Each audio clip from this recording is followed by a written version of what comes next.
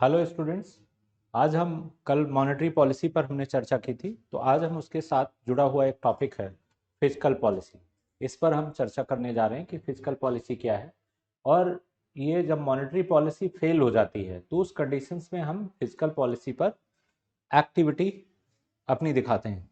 और physical policy जितनी अच्छी होगी बट नेचुरल है, उस देश का विकास उतना अच्छा होगा।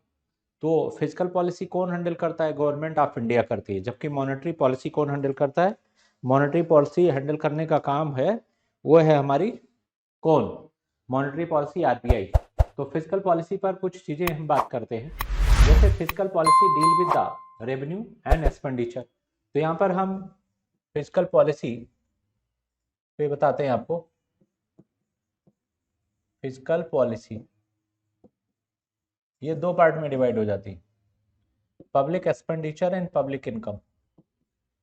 पब्लिक एक्सपेंडिचर ये हो जाएगा नंबर 1, और नंबर 2 होगा पब्लिक इनकम। ये दो पार्ट में डिवाइड हुई, public expenditure and public income. तो physical policy divide by two part, public expenditure and public income. अब सपोज दैट हमारी जो एक्सपेंडिचर है 1000 हो और इनकम हमारी कितनी हो 500। तो ये 1000 को हम कैसे रिकवर कर पाएंगे 500 से? बिल्कुल नहीं कर सकते। ये हमारे यहाँ प्रॉब्लम वाली बात हो जाएगी। ठीक है, तो ऐसी स्थिति में हमारी इनकम का पहला स्रोत क्या होगा? पहला स्रोत हमारा होता है टैक्सेस। टैक्सेस से हमको आ गया 500। ठीक है, ये फर्स्ट इनकम स्रोत है। दूसरा हमारा है डेब्ट। हमने लोन लिया, लोन ले लिया 300। तीसरा हमारा स्रोत होता है डेफिसिट फाइनेंस करना। जब तक हम डेफिसिट फाइनेंस नहीं करते, करेंसी इशू करने का राइट्स नहीं मिलता। तो इस तरीके से 1000 जुटाने के लिए 3 ये मेथड अपनाए जाएंगे फिजिकल पॉलिसी में। और पहले हम टैक्स से गेन करेंगे, टैक्स से आ गया 500।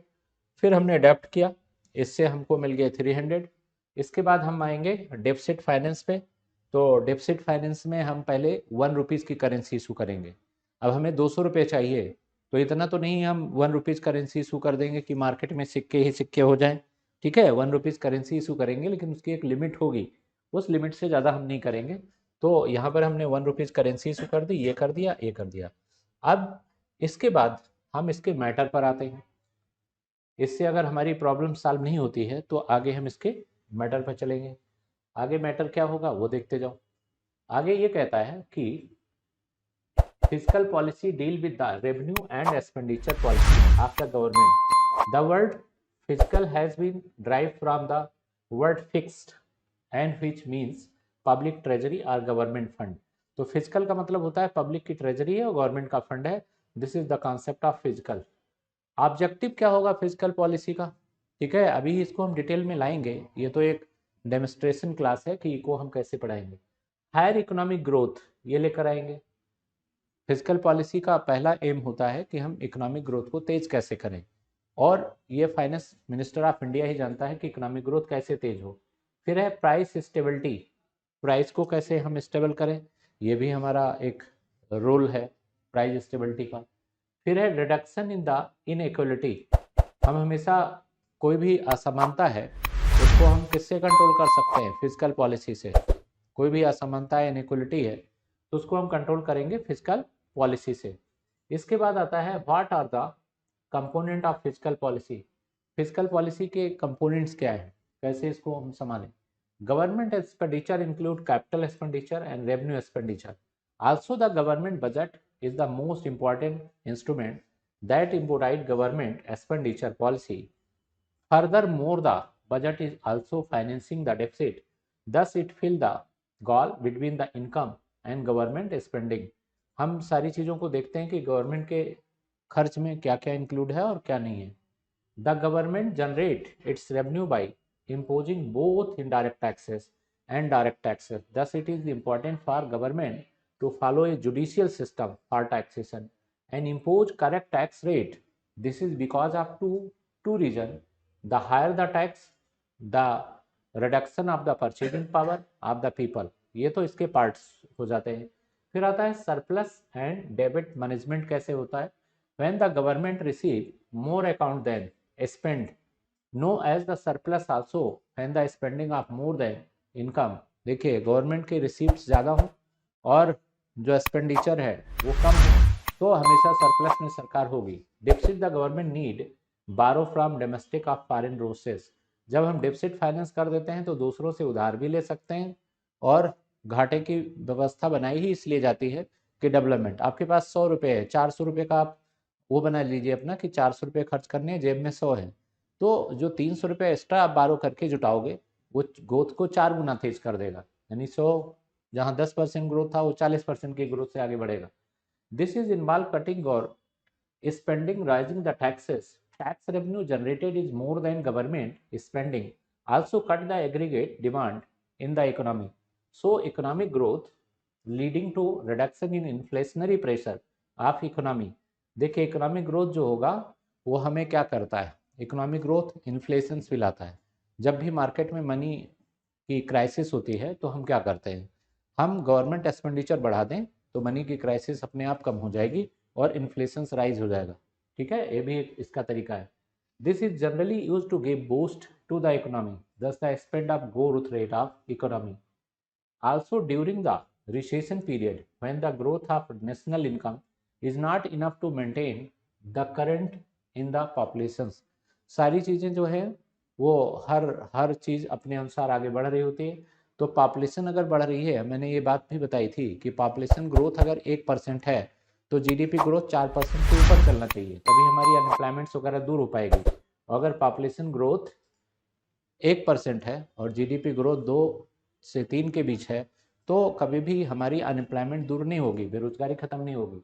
Neutral physical policy, this policy implies in balance between government spending and furthermore it means that tax revenue is fully used to government spending, also the overall budget outcome will have neutral effect of the activities। हमारी सारी चीज़ें जो होती हैं वो एक उससे चलती है, एक क्या करते हैं, एक फ्लो से चलती है। तो उसमें अगर कोई रुकावट आती है तो उसका सीधा इफेक्ट पड़ता है। Government receives revenue, receives tax revenue, direct tax, indirect tax. तो ये हमारा क्या होता है कि टैक्स के दो पार्ट होते हैं। डायरेक्ट टैक्स, डायरेक्ट टैक्स में क्या आता है, डायरेक्ट टैक्स में आएगा कॉर्पोरेट टैक्स, इनकम टैक्स, ठीक है, वेल्थ टैक्स, ये डायरेक्ट टैक्स। इनडायरेक्ट टैक्स में क्या आएगा, डायरेक्ट टैक्स होता क्या है, जिस पर्सन पर टैक्स लगाया जाए उसी को पे करना हो, this is the direct tax. और इनडायरेक्ट टैक्स जिस पर लगाया जाए वो किसी और पर शिफ्ट कर दे, तो ये है कि इनडायरेक्ट टैक्स है। तो इन दोनों टैक्सों में ये बेसिक डिफरेंस है कि एक डायरेक्ट है एक इनडायरेक्ट है। फिर आता है non tax revenue. Non tax revenue में क्या आता है, फीस जो है ये कोई टैक्स से गेन किए गए रेवेन्यू नहीं है, फीस।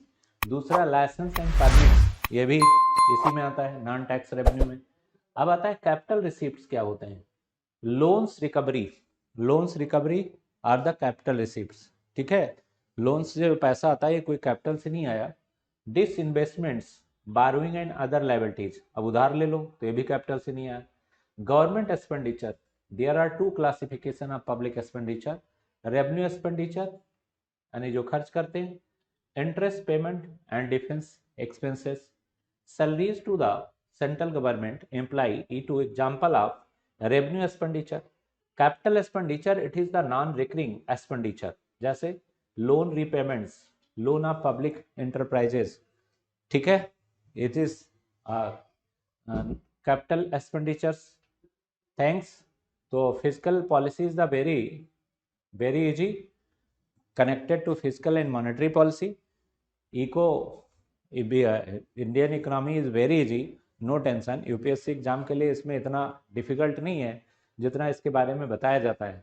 पढ़ाने वाले पर और मटेरियल पर डिपेंड करता है कि आप एक स्टैंडर्ड बुक्स पढ़ रहे हो या नहीं पढ़ रहे हो, और मटेरियल का लेवल क्या है और टीच करने वाले की नॉलेज क्या है। तो अगर ये सारा कुछ कम्बिनेशन सही है तो but natural economy is very easy. और इकोनॉमी जान गए तो अपनी लाइफ में भी इसका यूज कर सकते हो, कंट्री के लिए कर सकते हो, और जिस कंपनी में काम करते हो उसके लिए कर सकते हो, और जिले के अधिकारी बनते हो तो वहाँ भी यूज हो सकता है। धन्यवाद, एब्रिया, नमस्कार, गुड आफ्टरनून।